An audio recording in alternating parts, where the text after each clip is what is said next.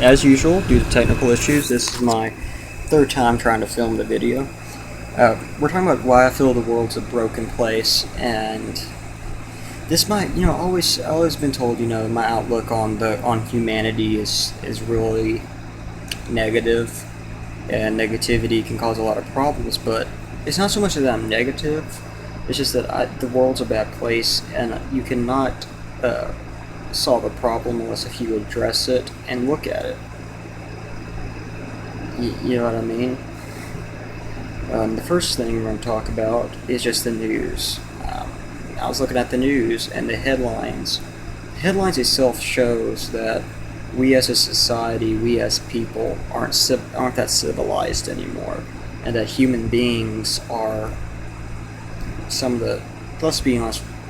We're highest on the food chain for a reason, and I think that we're pretty bad animals. You know what I mean? And we do more to hurt the planet than any other species.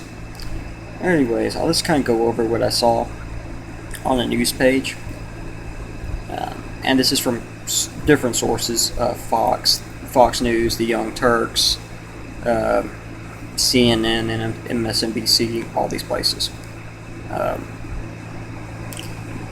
Of course, the Charleston shooting is all over it. The fact that a kid goes into a church and shoots up the congregation is just an example of why the world's a broken place.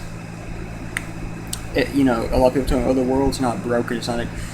The world is broken because for another human being to get a gun and shoot up a church, a place where people are praying and worshiping, shows you that the world's a broken place, and that there's a lot of heartache in the world, and there's a lot of loss in the world. Now, that's one story.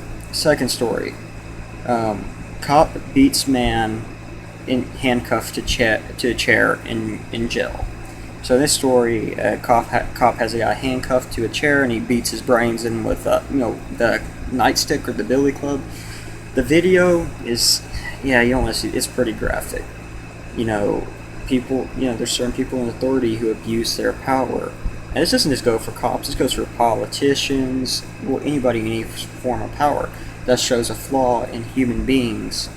It's human nature. We're flawed like that. We have hatred. We have prejudice. We have anger. We have envy. We have jealousy. We have lust. We have this violence in us. And I think a lot of people have the darkness in them. They just don't know.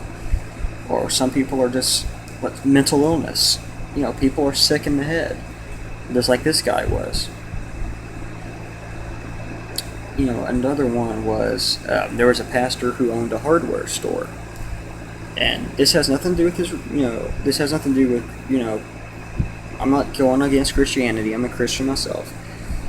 But he says that he will not let gays or fags in his hardware store. People buying lumber or tools to repair their house doesn't go against your religious belief. But, I'm just saying a pastor shouldn't use language like that. So, distortion of religion.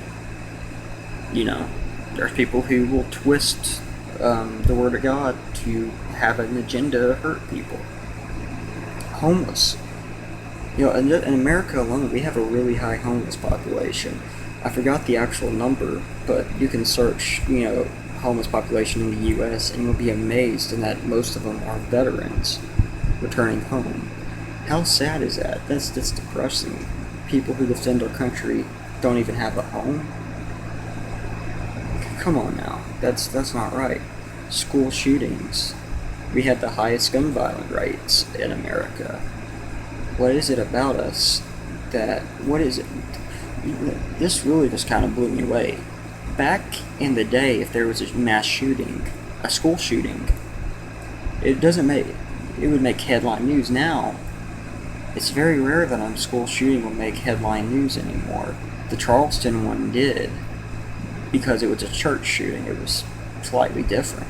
But a regular old shooting, or a school shooting, doesn't make the news anymore. It's like, oh, and even as a viewer of the news, it's like, oh, there's another one. And then I just thought, what do you mean, oh, there's another one? This is a problem.